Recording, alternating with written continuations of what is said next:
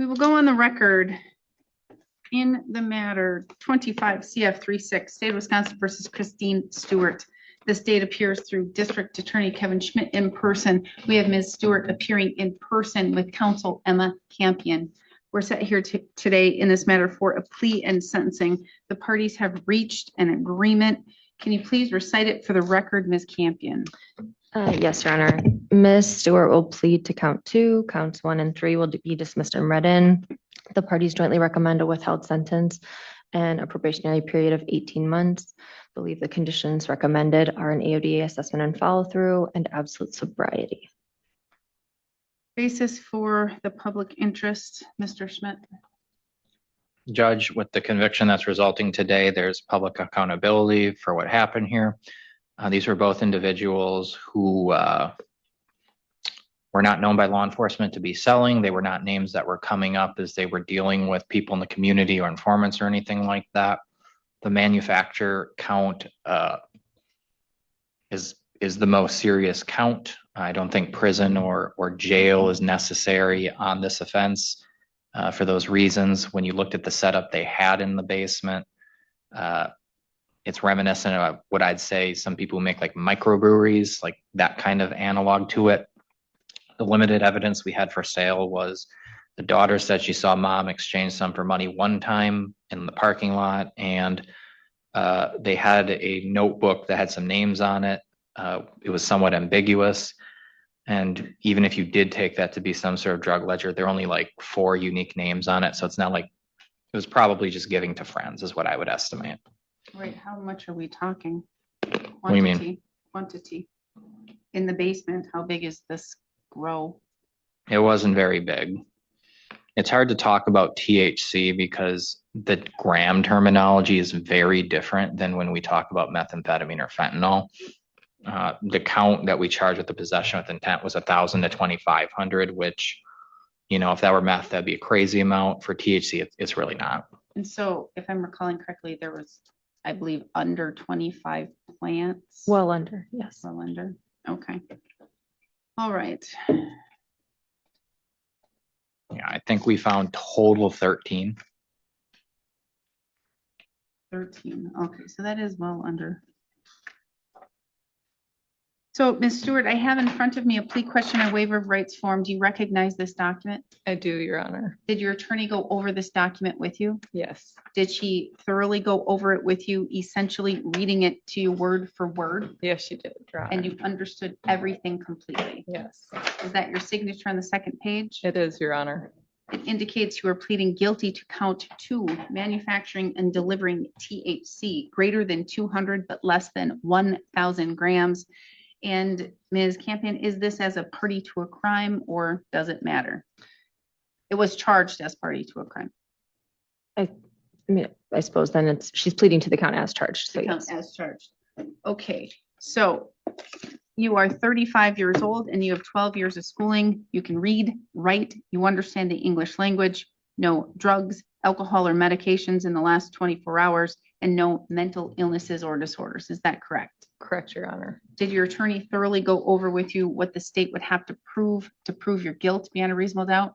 Yes, Did your attorney go over with you the maximum possible penalties you face? she did, Your Honor. You are charged with crimes, and each of these crimes is listed on the first page of this plea questionnaire. From all accounts, you don't have a criminal history, correct? Correct. So this is your first experience in a criminal court, correct? Yes, Did Ms. Campion thoroughly go over your constitutional rights with you? yes, Your Honor. Because this is your first experience, I want to make sure that you fully understand them. Do you need me to go over those with you in any more detail? No, Your Honor. So you understand them completely, and do you understand that by pleading guilty, you're waiving and giving up those rights? Yes, Your Honor. Do you understand that if you're not a citizen of the United States, your plea could result in your deportation? Yes, Your Honor. Do you understand that pleading to a felony, as such, you will no longer be able to use or possess a firearm for life?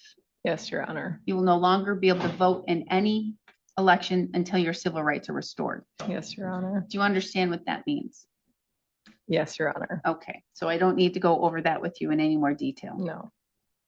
Now here, do you understand the state would have to prove as to count 2, which would be manufacturing THC tetrahydrocannabinols greater than 200 but less than 1,000 grams as a party to a crime, that on or around May 26, 2025 in Burnett County, Wisconsin, as a party to a crime, you manufactured a controlled substance, to wit, tetrahydrocannabinols, or THC, marijuana, in an amount of more than 200 grams, but not more than 1,000 grams, or more than 4 plants containing the THC, but not more than 20 plants containing the THC.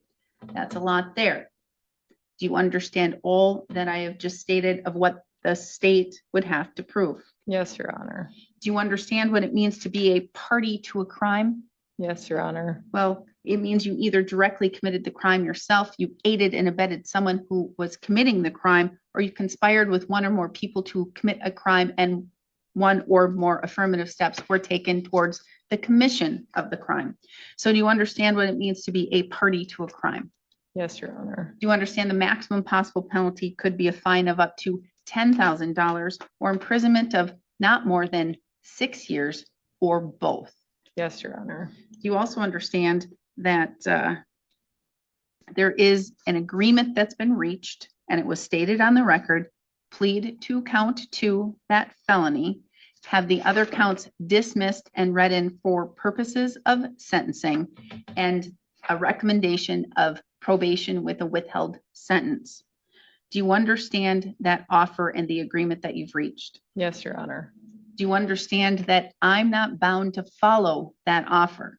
Yes. And that means that I could, in my discretion, after looking at the facts of the case and hearing arguments, sentence you to the maximum possible penalty if I think it is warranted. Do you understand that? Yes, Your Honor. Do you still wish to proceed and enter a guilty plea? Yes. Did you go over the criminal complaint with your attorney? And in particular, if you look at that document, there's a section, it's called the probable cause section, where it basically says what happened that day and why you were charged with the crime.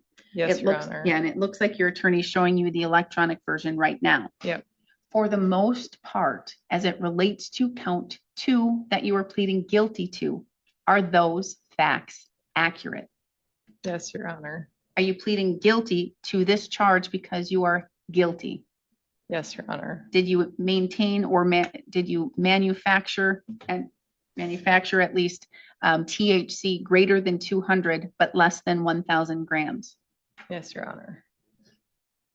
Ms. Campion, may the court use the probable cause section of the criminal complaint along with the statements made by your client to find a factual basis? Yes. Has anyone made any threats or promises to you, Ms. Stewart, for you to plead guilty today?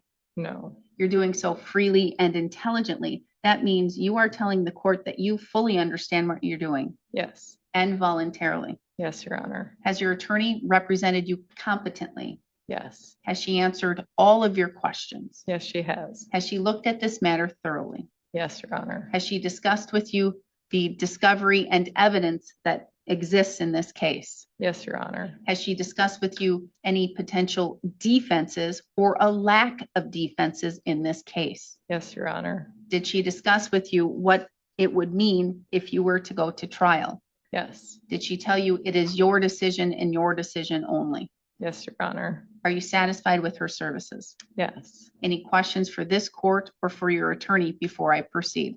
No.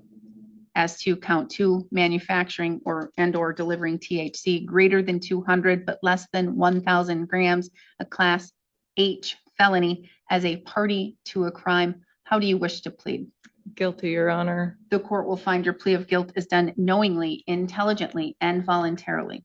I'm going to find that you understand your constitutional rights and what it means to waive and give up those rights.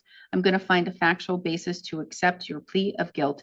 Based on that, I will find you guilty of count 2. The remaining charges will be dismissed and read in for purposes of sentencing. A judgment of conviction will be entered today. Argument and sentencing recommendation, Mr. Schmidt. Thank you. I already alluded to much of my argument in the statement on the public interest. The reason why the state really wanted to stick to the manufacturer count is mainly for two reasons. One, the manufacturer count actually doesn't care if it's intended for ultimate distribution. That is, if you're growing for yourself or creating a substance for yourself, it still violates the statute. It has ever since the legislature removed the exclusion for growing for personal use in 1993. So I think this is a statement everyone can agree happened. There's definitely this grow operation in the basement. There is some circumstantial evidence, as I outlined in the statement on the public interest, that perhaps some sale happened at some point, maybe in Burnett County. But to the extent of that, would be largely speculation on my part. The main driving force for why we still sought the conviction on this, even with those factors, and the fact that, quite frankly, you can just buy the substance legally if you drive 40 miles west, or you could buy something 20 miles east that is very similar to this with a similar effect legally, is because this case, as I said, did not come to our attention through the normal police channels. A child was at school who smelled of marijuana. The fact that a child is in this home and could be exposed to that is more concern. THC, the effects on adults are very different than the THC, the effects on young children. It can have longer term consequences. So we really want to minimize that. That is the main driving force for why we are seeking this disposition on this case. And we'd ask the court to follow the same. Thank you. All right, thank you. Ms. Campion. Thank you, Your Honor. I echo the state's request for the court to follow the joint recommendation in this matter. I think it's been alluded to already. Ms. Stewart has no prior criminal history. And I think that that is a good basis to accept the plea just on its face, and that, I think she's had a history in her life of being law abiding. She and her husband live on a home that I would describe as like a somewhat urban rural homestead. They produce a lot of their own food. They have bees, they grow herbs, they have a garden. They run a variety of businesses out of their home, including upholstery. I think they were renovating at the time of this incident a trailer to run a business out of the trailer. They both have multiple jobs, multiple income streams, and they do have people occasionally coming into their home to buy products. But I say that to kind of describe them as kind of like, like a Renaissance couple. They like to do a lot of things for themselves. Unfortunately, in this case, that also includes growing marijuana. And that's what Miss Stewart has admitted to today and is pleading guilty to today. The court was correct in the number of plants that were found in the home. I would describe it as a limited amount. Law enforcement also took some product that was frozen out of a deep freezer in the garage. Some of it tested positive for marijuana. Other product that initially was believed to be marijuana was actually mint. Like I said, they grow a lot of product in bulk. The state is correct that the case came to them not because these two were on their radar for dealing drugs in this community, but because law enforcement came to find out that a student at the high school smelled of marijuana. After the investigation began, CPS was contacted, which makes perfect sense. And after an investigation, it was determined that she was safe to remain in the home. I don't think there was ever concern presented that this individual, that their daughter used marijuana. So I do think that that is an important factor in considering what the outcome is here today. So when we think about the gravity of the offense, I do think it is limited to this couple, this family. I understand the state's description of the circumstantial evidence in this case. As I alluded to previously, they have several businesses that they run out of the house. I think the ledger that was found related to the upholstery business, not the sale of marijuana. The instance of the potential alleged sale that was described by the daughter, I don't think that she saw marijuana exchanged. I don't think that was the description that was made. So certainly, I think there's very, very limited evidence, if any at all, that this left the home. So really, it was in the home, and it was limited to Mr. and Miss Stewart, not their daughter. So it's product being used internally. That said, there is still obviously a concern for the protection of the public and certainly a protection for their daughter. I think that that's addressed, in line with the rehabilitative needs here, which is to say that they don't grow that product anymore. Their daughter is a freshman in high school. She'll be in the home for at least another 3 years. Obviously it's not legal to own and possess in Wisconsin. So indefinitely that's the solution, but certainly something that the court would want to take into consideration while their daughter is still in the home. I think that this agreement allows for that supervision for that time, which I believe is appropriate here. Additional rehabilitative needs outside of just not having that product. I think certainly an AODA assessment is useful to ensure that any treatment needs are addressed. I don't believe there are any additional needs. Ms. Stewart works. She's a mother. She's provides for her family. I don't think that either party has identified additional needs. I think that taking accountability today, having the felony on her record is certainly extraordinarily serious. Having no criminal history prior, it will impact her for the rest of her life. That alone, I think, is a significant punishment here. And so I think that that is sufficient and does not require the need for jail. Certainly it's available if she violates probation, but I think that giving her the benefit of probation to begin with is appropriate here. 18 months, in my mind, is a sufficient amount of time to address the seriousness of the offense without, dragging it out for an unnecessary period of time that ultimately could just waste taxpayer dollars that we don't need to do. But allows for an extended amount of supervision to ensure, that Ms. Stewart remains law-abiding moving forward. Thank you, Ms. Campion. Ms. Stewart, I'm now going to give you an opportunity if you wish to. You don't have to, but if you wish to make any statement, let me know anything that you want me to know. If you've heard something you want to correct, or if you've heard something you want to expand upon, you will have the floor if you wish. Again, you do not have to. No, thank you, Your Honor. Okay, thank you. Ms. Stewart, in sentencing an individual, a court has to do certain things. First, I have to look at the nature and the gravity of the offense. How serious is this matter, okay? Then I have to look at you and your character, any past criminal record, your age, your education, a whole bunch of things about you. If you have any specific needs, mental health, AODA, those types of things. And then thirdly, I have to look at needing to protect the public. Here we're dealing with a substance, an illegal substance, THC. And as Mr. Schmidt argued, you can go in any direction pretty much out of the state of Wisconsin and you can get THC legally. Not here, not ever. And I don't see it in the near future, but I'm not the legislature. Okay, they get to decide. The issue with this case is because the issue is the growing, having that grow operation of the THC. There's not concrete information that it rises to a higher or more serious level because there may be some sales, but there's no way to determine whether or not that's accurate or true or what that even meant. And with the small amount of plants, this isn't a tremendous grow operation. It's not under a huge, the whole basement. We've had grow operations in this county before, acres. Okay, this is not an acreage issue. This is 13 plants or they're around.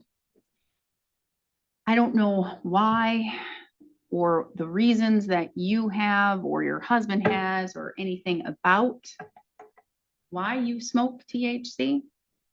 Again, it's illegal in Wisconsin, any way, shape, or form. Own, possess, sell, whatever. But I'll leave those things to you and to a probation agent to determine. The other area here that raises the seriousness is the fact that it involved your daughter. And that's what I look at the most here, is because a juvenile who now is a freshman in high school, but was 8th grade at the time of this incident, it put her in a very difficult position. I don't know you. I don't know your husband. I'm going to guess that it's your daughter together, but I don't know that either. But it's putting her in an extremely awkward position. Because you're her parents. She loves you. She respects you. She wants to protect you, even though you're to protect her. But then she goes to school and it's inevitable that it's found. And I'm sure there's a lot going on internally with her.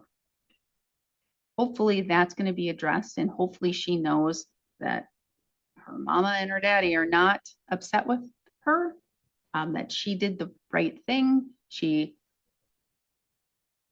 Because again, she was put in that position. She doesn't need to carry the burden that the adults have. She needs to be a kid and experience still being a kid, because a freshman in high school is still a kid, still a very young girl who has her whole life in front of her. And we don't want to make it any more difficult than it already is. High school sucks. And I'm sure it's even worse now with all of this technology. So this it edges towards seriousness. And I do have to look at the protecting of the public. I have to look at, now, is this something that I have to deter others from doing? Do I have to look at, am I going to be needing to deter you from doing this again or doing something similar or any other crime? You are an adult woman of an age where you do not have a criminal history of any kind. And I'm going to tell you, you can probably sneeze in one of these counties and get a disorderly conduct. Okay. So the fact that you don't have any type of criminal matters in your background says a lot about you. And hopefully that this is going to be the time that you're going to make the change and you're going to do the things. And you're just going to make sure that, sometimes parents don't always do the right thing. We don't. But hopefully you're going to be better at not showing your daughter those types of things. I think probation is appropriate. 18 months of probation is not going to be fun at all. You're going to have to check in with an agent. You're going to have to do some drug testing and all those types of things. And hopefully it's not going to get any further. 18 months of probation, I will follow that recommendation. I'm even going to follow the recommendation for a withheld sentence. Now, I never think, I'm going to tell you right now, and I'm going to say it on the record, this is never going to be a prison sentence unless, let's say that maybe you were found again with a grow operation and then it's bigger and all those things and you don't learn your lesson. But looking at the facts here, this is not a prison case. The fact that you are now a convicted felon, where this is going to remain on your record forever, that's a punishment. That's a punishment alone. And to have the probation and all of those requirements that you're going to have to do and you're going to have to complete, that's a punishment. And I think having those punishments and penalties on you, I think they are going to hit you hard, and I think they are hitting you hard. You're just better at putting on a brave face and being strong.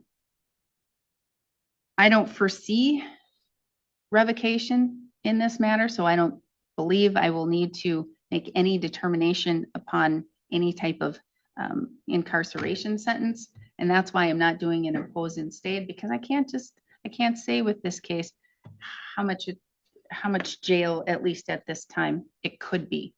I don't think I'm going to have to worry about that. I think you're going to do all that you need to do to stay on the straight and narrow. I am going to assess $500 in fines and fees and court costs and surcharges. I'm waiving $18. I'm not going to make you come up with the other 18. You already have $500 posted. Conditions of probation, absolute sobriety. That means no alcohol. That means no illegal substances. Regular testing of both alcohol and or illegal substances. I don't necessarily know or believe that you may need an AODA assessment, but it's not it won't harm anything to go through that and to do that. So I will order the AODA assessment. I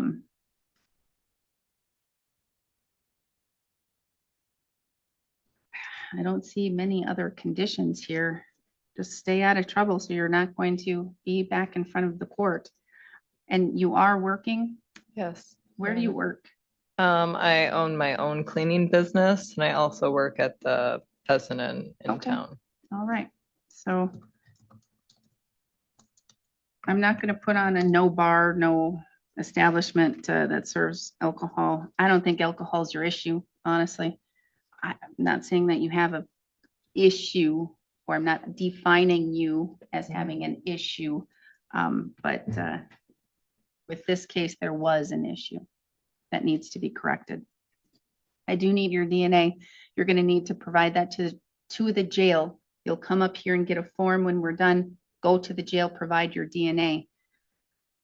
You have the ability to request it be expunged through a written letter to the Department of Justice, not to me, to the Department of Justice. It's really easy to do. You can Google it or ask Ms. Campion. I'm sure she can explain it to you. This, I believe, would be able to be expunged. You have 20 days to appeal. Should you fail to appeal within 20 days, you do lose that right. Again, felony, no use or possession of a firearm for life, no voting in any election until your civil rights are restored. Mr. Schmidt, what am I missing? Nothing from me. Did you stay overnight, Jim? Did you get up next? 2 days Or of jail arrested? credit. She was, yep. So I believe 2 days of credit. Okay, 2 days of jail credit if you are revoked. Oh, I bet that was a lesson in and of itself as well. Even Yes, though we Your have a Honor. beautiful new jail. I hear it's, well, I've seen it. It's beautiful. 2 days of jail credit. Anything else I'm missing, Ms. Campion? I don't believe so, no. Does she need to report today? For the DNA, yes. No, I apologize, for probation. Oh, for probation. Yes, that too. And you're still in Lynchbridge Road, Yes. 2314, last four of your cell? 23. Oh, that's 14? his. Mine is 0301. Oh, sorry, I pulled up his. Oh, Yours is 0301. Got it. All right. So report to probation as soon as you're done providing your DNA. Just go over there. They'll get everything started and they'll get you going. Okay. okay. So come get the documents from the clerk and then you are on your way. Thank you, Your Honor. Mr. Stewart.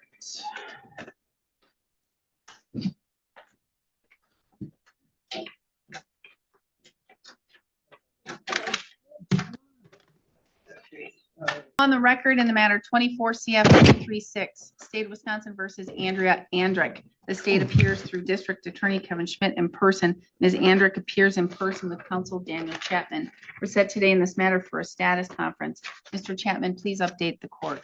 Your Honor, the matter is not resolved. We need a jury trial, please. All right. How many days, Mr. Probably, Schmidt? Mr. Chapman, you too. I would say probably one, That's what I was almost certainly one. gonna guess, but Mr. Schmidt, do you think more than one? No.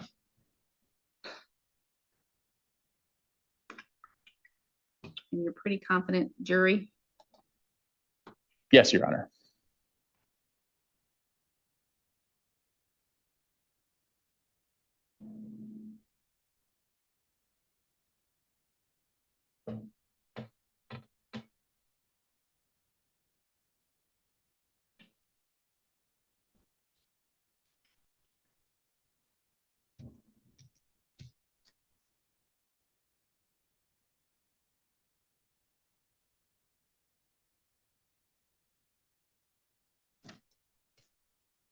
Mr. Schmidt, I could look at the 14th or the 15th of July. It says only one DA. That's you, but do we need Mr. Vila here at all? No, I can do those. Either of those days work for you, Mr. Chapman? Or we can push it to Either of those September. days work for me. Or would you prefer September?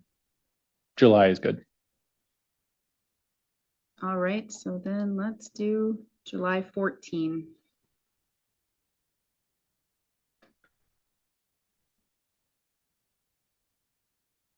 One day. final pretrial. June 18. Are you available in the morning, Mr. Chapman? I am. All right, so you have your pick of times. What time in the morning would you like to be here? Let's say 10 o'clock, Judge. 10 o'clock, June 18th.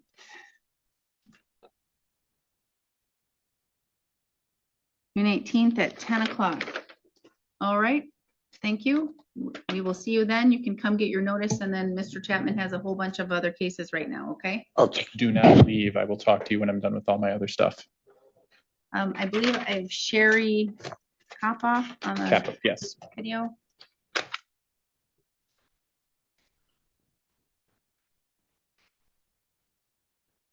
We will go on the record in the matter 25 CM 90, State of Wisconsin versus Sherry Copoff.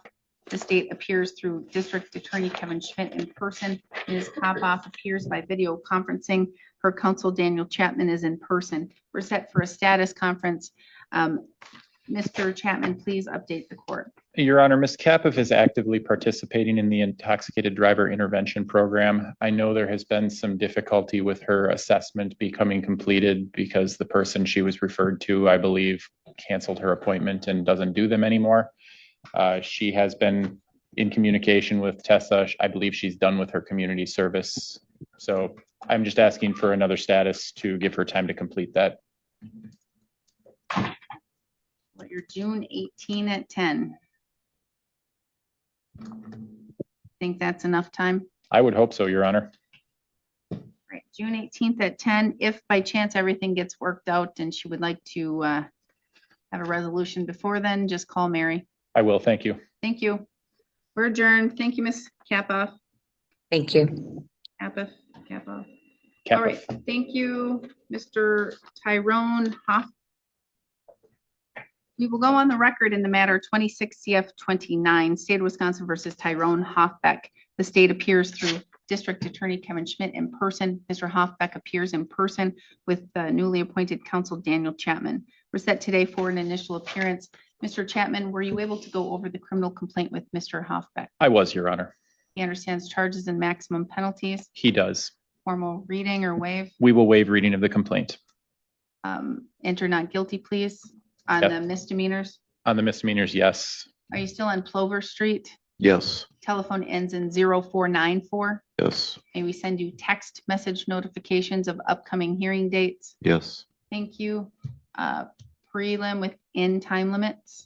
We would ask for a preliminary hearing, but we're not standing on the time limits.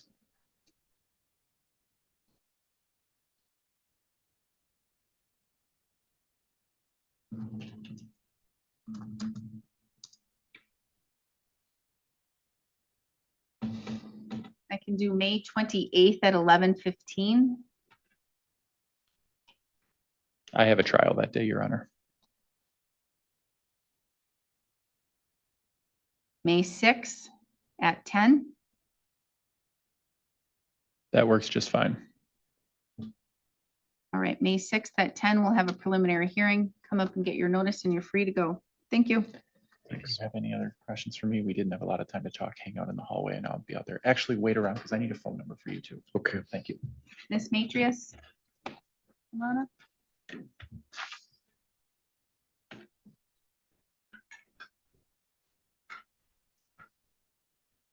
Would you, Mr. Schmidt, would you like to approach and tell the judge any details about Ms. Matrius? We're just asking for a status. You want to go, do we need to go in chambers? Or I would can say yes, Your Can Honor. I just pick up what you're putting down? I would say let's go in chambers. All right, okay. And here we have the final outcome, a carefully balanced decision. The judge acknowledges the limited scale of the operation, the lack of criminal history, and the absence of clear evidence of distribution. But at the same time, the court doesn't ignore the seriousness of the offense, especially the impact on the defendant's child. The result? No prison time, but 18 months of probation, strict conditions, and a felony conviction that will follow her for life. This case highlights a bigger issue in the legal system: how to balance personal behavior, public safety, and family responsibility. It's not just about what happened, It's about the message it sends moving forward. Now we want to hear from you. Do you think this was a fair sentence? Or should the court have been stricter? If you found this case as thought-provoking as we did, make sure to hit that like button, share your thoughts in the comments, and don't forget to subscribe for more jaw-dropping courtroom breakdowns.